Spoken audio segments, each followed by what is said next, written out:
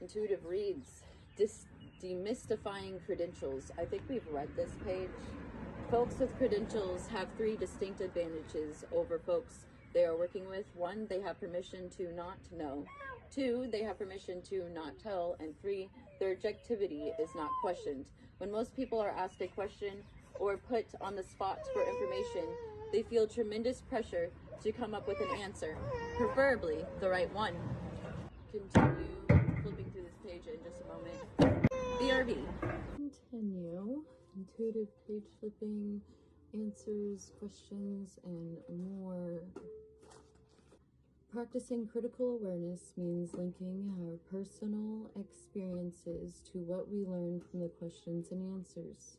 When we do this, we move toward resilience by learning how to contextualize, I see the big picture, normalize, I'm not the only one, and demystify. I'll share what I know with others. When we fail to make the connections, we increase our shame by, here's a spider web, reinforcing, individualizing, and pathologizing. And then a linear graph, practicing critical awareness, 0 through 1, 2, 3, all the way to demystifying, contextualizing, normalizing. Individualizing, I am the only one. Pathologizing, something is wrong with me. And reinforcing, I should be ashamed. Understanding the big picture often requires us to investigate issues. For example, the list of beauty facts and statistics earlier in this chapter all came from books or the internet. I really encourage you to do your own detective work. It can be very empowering. Of course, you'll want to make sure that you are pulling information from reputable sources. Reputable, right?